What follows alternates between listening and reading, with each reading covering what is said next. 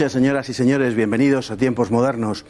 El contexto internacional en que el régimen de Franco tuvo que moverse fue muy especial. Aunque en parte terminaría por facilitar su supervivencia, antes de eso, tras la Segunda Guerra Mundial, amenazó con su aniquilación. Desde principios de los años 50, España comenzaría a ser aceptada en la Comunidad de Naciones y en pocos años recuperaría una presencia que le permitiría desarrollar una política en ciertos aspectos sorprendente. Merece la pena que echemos un vistazo sobre ese periodo y ese aspecto poco conocidos.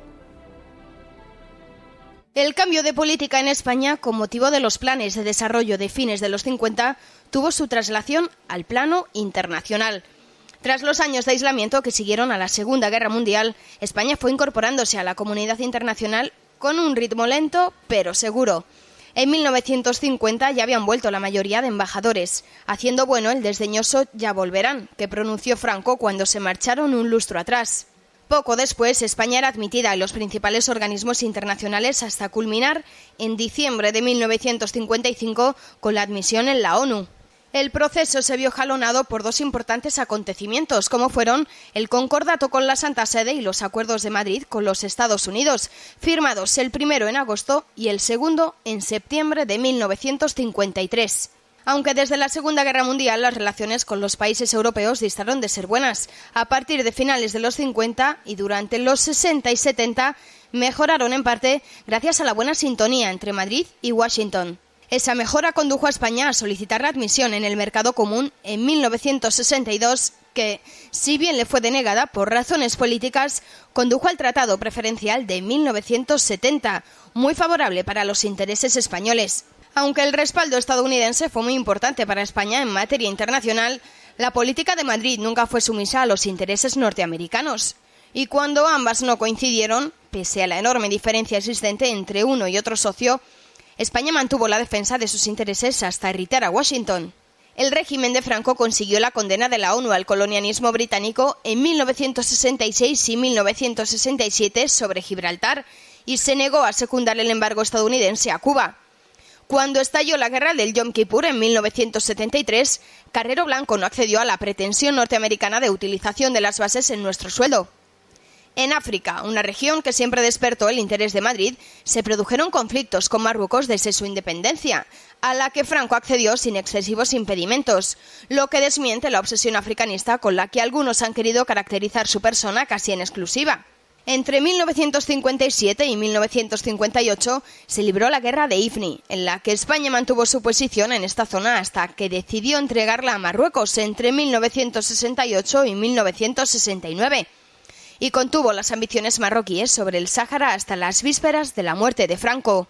Ni en el caso de Marruecos ni en el caso de Guinea Ecuatorial, España se negó a la descolonización. Antes, al contrario, colaboró con los procesos de independencia, mostrando una innegable buena fe y espíritu de cooperación. El gobierno de Franco no llegó a mantener relaciones diplomáticas normalizadas con los países comunistas, algo que también sucedió con Israel, pero sí abrió numerosos canales para establecer relaciones de tipo comercial que resultaron muy fructíferas. El régimen de Franco luchó por encontrar un lugar bajo el sol a la política exterior española, y no puede negarse que en buena medida lo logró.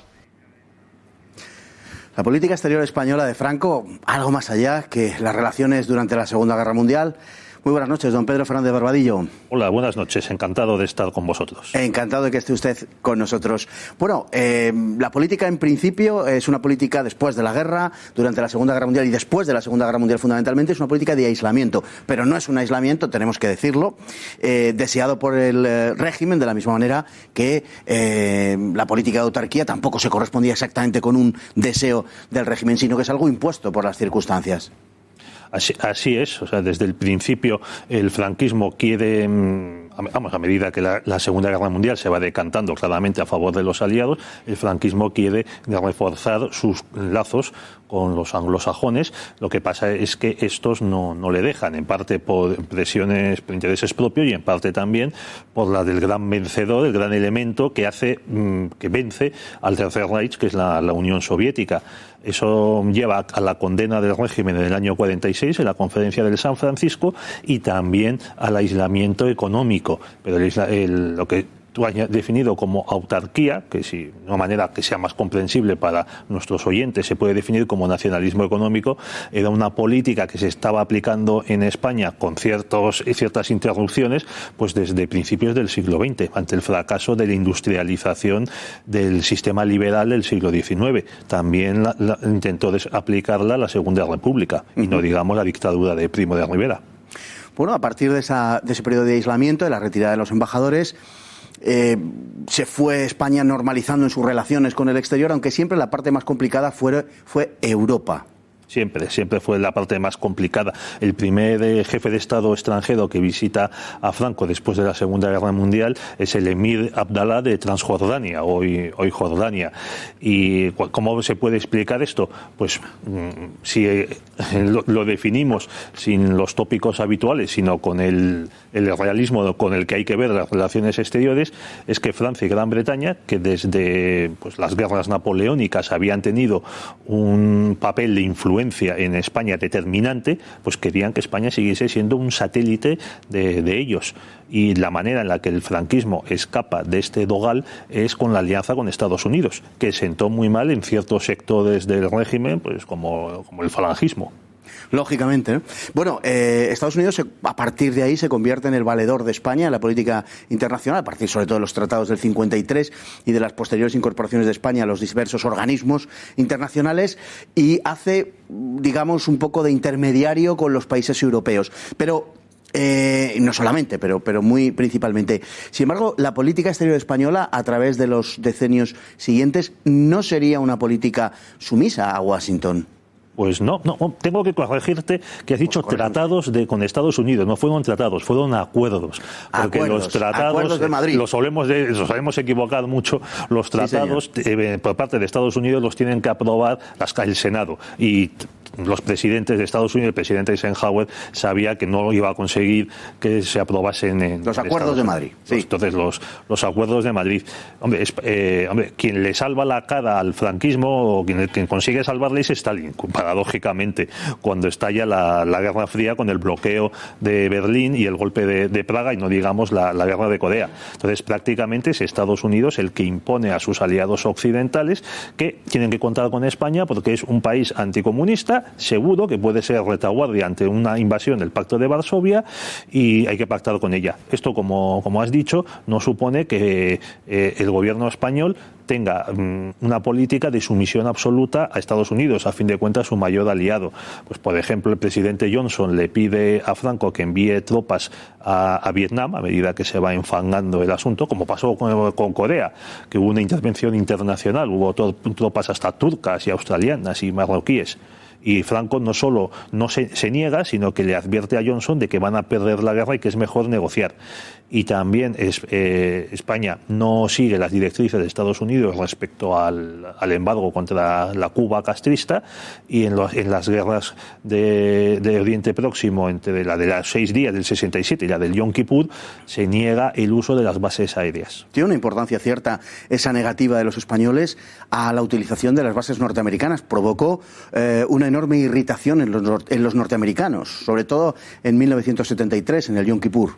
Pues sí, y ellos de alguna manera se escaparon, supieron emplear métodos para vulnerar esa prohibición, con el repostaje de aviones y demás, aumentando el número de aviones destinados en la base, pero sí sentó muy mal, y siempre se ha dicho que es uno de los motivos que influyen posteriormente en que Estados Unidos opte por Marruecos en el conflicto del Sáhara, porque Marruecos es un aliado mucho más seguro para ellos que España, sobre todo en un momento en el que España en el año 75 empezaba la transición. En el libro que acaba usted de publicar, Eternamente Franco, trata usted en varias ocasiones los asuntos de la política exterior española, a mi juicio con enorme acierto. Sorprende cómo España cede Marruecos, mediados de los años 50, cuando se supone que Marruecos había sido casi, según algunos autores por lo menos, permítame que sonría, había sido una causa prácticamente de que España intentase entrar en la Segunda Guerra Mundial a todo trance y coste, incluyendo el del propio régimen, ¿no? ¿Con qué facilidad, sin embargo, la cede Franco mediados de los 50? De la misma manera que España y Estados Unidos no tenían tratados sino acuerdos, hay que decir que Marruecos no era una colonia ni de España ni de Francia. Protectorado. Era un protectorado internacional por el que España y Francia reforzaban o garantizaban la autoridad del sultán. Como el sultán era incapaz de garantizar su soberanía en esos territorios, estaban España y Francia los que lo hacían. Y todo se hacía en nombre del sultán. Es decir, España y Francia estaban, para entendernos, estaban como invitados en ese país. En el año 43, en la conferencia de Casablanca, el presidente Roosevelt se ve con el sultán Mohamed, el padre de Hassan II, y le promete comprometerse a apoyar la independencia de Marruecos después de la Guerra Mundial. Y ya posteriormente, aparte de este vínculo que hay, porque Marruecos fue el primer país en reconocer la independencia de Estados Unidos y también en firmar un tratado comercial con la nueva república. Y entonces, en esta situación, España, además, de manera absolutamente demencial, se pone a apoyar el nacionalismo marroquí, creyendo que eso va a perjudicar a los franceses, pero beneficiar a España. Y cuando Francia, de manera sorpresiva, para los españoles, en el año 56 declara el fin del protectorado, a España no le queda otra, unos meses más tarde, en el mismo año, que retirarse. Y aceptarlo. Sin ir a ninguna guerra, ¿eh? Quiero decir que... Pero, ¿qué hay al hilo de Marruecos, qué hay de esa tradicional amistad con los países árabes y también las relaciones con Israel? Es un tema particularmente problemático que no se saldaría hasta más de 10 años después de muerto Franco, concretamente el tema de las relaciones con Israel. Bueno, las relaciones con el mundo árabe, la tradicional amistad, que era el tópico que se decía entonces, es un ejemplo del realismo que hay en las relaciones internacionales, nos guste o no. Las verdaderas relaciones internacionales no se basan en ideología, se basan en intereses nacionales. Y entonces el franquismo queda aislado y dice, ¿cómo puedo romper este aislamiento frente a los occidentales y los europeos? Pues apoyándome en dos bloques. El bloque que se está formando de los países árabes independientes, que eran muy pocos, eran unos 6 o 7 cuando acaba tal, y con Hispanoamérica. Don Pedro Fernández Barbadillo, autor de ese libro, Eternamente Franco, que acaba de salir, un libro que le recomiendo vivamente porque la verdad es que creo que va a iluminar muchas cosas de ese periodo que es el franquismo y que o desconocíamos o habían sido expuestas de una manera, digamos que bastante deformada. Muchísimas gracias por su presencia aquí esta noche, don Pedro. Esperamos contar con usted en futuras ocasiones y a todos ustedes muy buenas noches y hasta mañana, si Dios quiere.